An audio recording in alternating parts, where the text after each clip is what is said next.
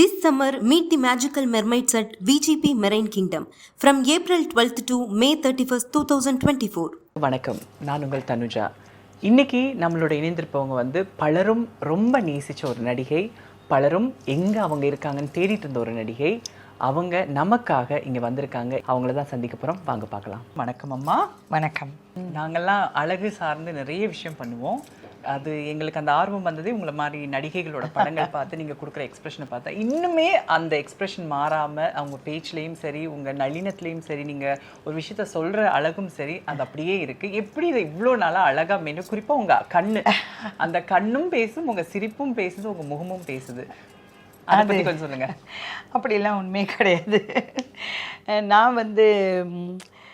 நான் எப்போவுமே ரொம்ப சந்தோஷமாக இருக்கிறவ.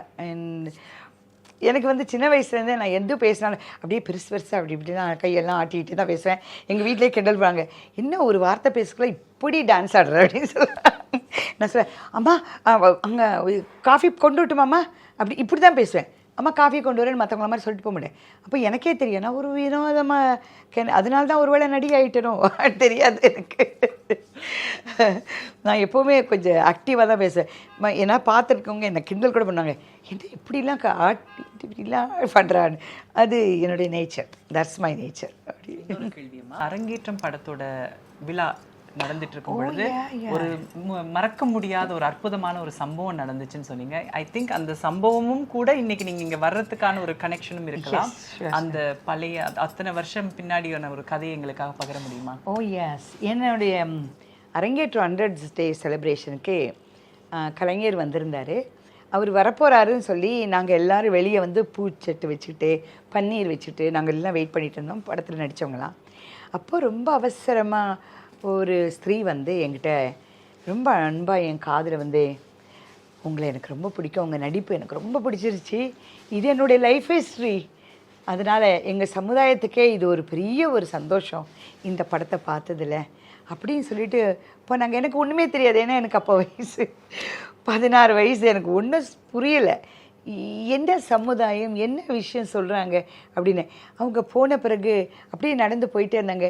அப்படியே ஒரு திரும்பி ஒரு லுக்கு கொடுத்து என்னை பார்த்து மறுபடியும் ஒரு அழகான ஒரு சிரிப்பு சிரிச்சிட்டு போனாங்க. அப்புறம் நான் கேட்டேன் மற்றவங்கள்ட்ட, ஏன் இப்படி சொல்லிட்டு போகிறாங்க. அப்புறம் தான் எனக்கு முழு விவரமாக தெரிஞ்சுது. தெரிஞ்ச உடனே அண்டையிலேருந்தே எனக்கு அவங்க மேலே ரொம்ப ஒரு உயர்ந்த எண்ணமும் ஒரு ஆசையும் ஒரு அன்பும் ஒரு பந்தமும் இருந்துச்சு. அது கொஞ்சம் கொஞ்சமாக வளர்ந்தது. அதோடைய அடிப்பில் தான் நான் இவங்களெல்லாம் பார்க்க வேண்டிய சந்தர்ப்பம் கிடச்சிது. So I have keep all my friends என்னுடைய ஃப்ரெண்டாக நான் அது என்ன மறக்க முடியாத ஒரு சம்பவம் அந்த நடந்தது. நீங்கள் இந்த சம்பவம் சொல்லும் பொழுது எனக்கு இன்னொரு விஷயம் ஒன்று ஞாபகம் வருது. நான் உங்களை அம்மான்னு தான் கூப்பிடுறேன். எஸ், அந்த படம் எங்களை ரொம்ப கனெக்ட் பண்ணுது. அரங்கேற்றம் என்ற படம் எங்களை இணைச்சதுக்கான காரணம் இல்லை. நான் இப்போ 90களில் பிறந்த எங்களுக்குமே அந்த படம் எங்கள் வாழ்க்கைன்னு தோணுனதுக்கான காரணம், எங்களை போன்ற திருநங்கைகள் எவ்வளோதான் குடும்பத்துக்கு அன்பையோ பாசத்தையோ தெரிவித்தாலுமே எங்கள் குடும்பத்திட்ட இருந்து அம்மாட்ட இருந்தோ அப்பாட்ட இருந்தோ அதே அளவு பாசம் கிடைக்குது. நீங்கள் அந்த பேக்கில் திங்ஸ் கொண்டு வருவீங்களா அந்த சீனில், அதில் எல்லாம் குடும்பம் பறிச்சுட்டு போயிட்டு உங்களை கண்டுக்காமல் விடுறதும், உங்களோட கஷ்டத்தை அந்த சூழ்நிலையில் நீங்கள் எப்படிலாம் கடந்து வந்திருக்கீங்க தெரிஞ்சணும் உங்களை விளத்தி உங்களை நடுத்தரில் விட்டுட்டு போகிறதும் அதே நிலைமையை தான் நாங்கள் அனுபவிச்சபடியாக தான் நாங்கள் கனெக்ட் ஆகிறோம். ஆனால் இன்றைக்கி நாங்கள் உங்களை அம்மான்னு கூப்பிட்றோம், நீங்கள் எங்களை பிள்ளையாக நடத்துகிறீங்க. இந்த பாண்டிங் பற்றியும் இல்லை இந்த பாசம் பிறர் மீது பகிரக்கூடிய பாசம், அது ரத்த பந்தம் இல்லாமல் சொந்த பந்தம் இல்லாமல் இந்த பாசத்தை பற்றி நீங்கள் என்ன நினைக்கிறீங்க? ஒரு சொல்ல முடியாத ஒரு பாசம். அதாவது உங்களை கூட இருக்கும்போது எனக்கு எந்த கவலையும் கிடையாது. I have a lot of energy, ரொம்ப சந்தோஷம். ஆக்சுவலி உங்கள் கூட உங்களுடைய மகள் உங்கள் அம்மா தான் வந்திருக்காங்க, எல்லோரும் வந்திருக்காங்க. உங்கள்கிட்ட பழகும்போது இந்த நேரம் எப்படி இருக்குதுன்னா, நான் இன்றைக்கி இங்கே நம்ம எல்லோரும் சந்தோஷமாக இருக்கும்போது நினைக்கும் போது நான் நினச்சேன், ஹெவனில் இருக்கிற மாதிரி இருக்குது. அப்படி சத்தியமாக அந்த வார்த்தை சொன்னேனா இல்லையா, ஹெவனில் இருக்கிற மாதிரி இருக்கு, ரொம்ப சந்தோஷமாக இருக்குது. இந்த மாதிரி எப்போவுமே இருக்க முடியாதா அப்படின்னு ஒரு ஏக்கம் எனக்கு இருந்தது. அதனால தான் நான் என்னமோ ஒரு விதமான பந்தம், அது என்னன்னே சொல்ல தெரியல எனக்கு அவ்வளோ ஒரு ஆசை. எப்போவுமே அடிக்கடி நீங்கள்லாம் ஃபோன் பண்ணும்போது ஒரு புது எனர்ஜி வந்துடும். புது எனர்ஜி அப்படியே டயர்டாக இருந்தால் கூட அப்படியே வசந்தா கிட்டே உங்கள்கிட்ட எல்லாம் பேசும்போது ஒரு எனர்ஜி அப்புறம் எந்திரிச்சு okay now I can do exercise, now I can eat, now I can cook அப்படிங்கிற மாதிரி வரும். அது என்ன காரணம் எனக்கு சொல்ல தெரியல. அண்ட் அது என்னமோ ஒரு பந்தம், போன ஜென்மத்து பந்தமாக கூட இருக்கலாம். நீனோ எங்களை போன்ற குழந்தைகளை, நீங்கள் இந்த திருநங்கைகளோட நிகழ்ச்சிக்கு வந்திருக்கீங்க, எங்களை போன்ற குழந்தைகளை வந்து குடும்பத்துல இருந்து தூக்கி போட்டுடுறாங்க, எங்களை பராமரிக்க மாட்றாங்க, பார்த்துக்கொள்ள மாட்றாங்க, எங்கள் எதிர்காலத்தை பற்றி எங்கள் பெற்றோர்கள் சிந்திப்பதில்லை. இன்னைக்கு இத்தனை குழந்தைங்க ஒன்று கூடுறோம். இன்னைக்கு நீங்கள் இதுக்கு சீஃப் கெஸ்ட்டாக வந்திருக்கிறீங்க. நாங்கள் எல்லாம் ரொம்ப மனமுகந்து வரவேற்று எல்லாம் காத்துட்டு இருக்காங்க அங்கே பல பேர். அந்த மாதிரி குழந்தைகளுக்கு ஒரு மோட்டிவேஷனாக ஒரு வார்த்தையும், அந்த குழந்தைகளை நடுத்தரில் விட்ட பெற்றோர்களுக்கு ஒரு கண்டிப்பான ஒரு அட்வைஸ் மாதிரியும் ஒரு எப்படிங்க நான் அதெல்லாம் சொல்ல முடியும் சொல்லுங்கள். கண்டிப்பாக நான் சொல்ல முடியாது. பட் ஆனால் ரொம்ப ரொம்ப பாவமான விஷயம். அந்த குழந்தைகள் வந்து அவங்க மனசில் இருக்கிறது எல்லா தாய்மார்களும் உணரணும். அது ஒவ்வொரு குழந்தைகளுக்கும் ஆசை பாசம் என்ன இருக்குது மனசில், அவங்களுடைய ஃபீலிங்ஸை வந்து முதல்ல வந்து தாய் வந்து கவனிக்கணும். அந்த பிள்ளைங்கள பாவம் தானே உங்கள் பிள்ளைங்க. ஒவ்வொருத்தரும் ஒவ்வொரு கடவுள் படைச்சது டிஃப்ரெண்ட்ஸ். அப்போ ஒவ்வொருத்தரும் ஒவ்வொரு நேச்சர், அதை வந்து அவங்க உணரணும். எல்லாரும் என்ன மாதிரியே இருக்கணும், என்ன மாதிரினா அது முடியாது. Of course Gantt. ஒவ்வொருத்தருக்கும் ஒவ்வொரு குணங்கள் இருக்கும். அவங்களுடைய மனசை தெரிஞ்சிட்டு தாய்மார்கள் அவங்கக்கிட்ட அன்பாக இருக்கணும், அவங்கள அரவணைக்கணும். ஏன்னா அவங்க ரொம்ப பாவம். அவங்கள விடுறதுனால என்ன ஆகுது, வாழ்க்கையில் அவங்க வாழ்க்கையே சிதைஞ்சு போயிடுது. அதை அப்படி செய்யக்கூடாது, கண்டிப்பாக செய்யக்கூடாது. அது இப்போ எங்கள் அம்மாலாம் நான் ஏதாவது தப்பு பண்ணால் ஒரு வாட்டி திட்டுவாங்க, வந்து ஐயோ நான் திட்டேம்மா வாம்மா அப்படி கூப்பிட்டு அணைச்சிக்குவாங்க. அப்படி தான் செய்யணும். You have to do that. அப்போ எல்லா தாய்மார்களும் நான் ரொம்ப ரிக்வெஸ்ட் பண்ணிக்கிறேன், குழந்தைங்களை அப்படி விட்டுடாதீங்க. அது உங்கள் குழந்தைங்க, உங்கள் ரத்தம், உங்கள் சதை. அந்த பிள்ளைங்க நடுத்தருவில் போய் இந்த மாதிரி ஒரு நிலைமைக்கு ஆளாகவே கூடாது. அதை நான் ரொம்ப மனசார சொல்கிறேன். ப்ளீஸ் அவங்கள அரவணைச்சி அவங்களுக்கு ஒரு நல்ல வாழ்க்கையை தேடித்தர வேண்டியது உங்கள் கடமை.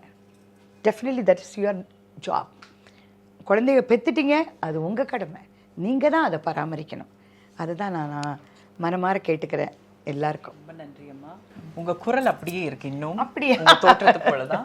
உங்க குரலால உங்க படத்துல நடிச்ச ஏதாவது ஒரு வசனம், குறிப்பா அரங்கேற்றம் படத்துல நடிச்ச வசனம் நீங்க நிறைய எனக்கு சொல்லி காட்டியிருக்கீங்க. அதுல ஒரு வசனத்தை நேயர்களுக்கும் சொன்னீங்கன்னா ரொம்ப நல்லா. திடீர்னு ஞாபகம் வரலையேங்க. திடீர்னு அம்மா என்கிட்ட சொல்லுவாங்க, என்னடி தட்டெல்லாம் தட்டிக்கிட்டு இப்படி விளையாட்டு பிள்ளை மாதிரி வந்து ஜாலியாக இருக்கீங்களே, வீட்டில் ஒரு படி அரிசி இல்லைம்மா, வீட்டில் சாப்பாடே இல்லை, அத்தனை பிள்ளைங்களும் பட்டினியாக இருக்கும், அதை நீ எப்படியாவது போய் சொல்லுமா, எனக்கு சொல்கிறதுக்கு தைரியம் இல்லை அப்படின்னு சொல்லுவாங்க. அப்போ தான் என் கண்ணில் அப்படியே கண்ணீர் வரும்.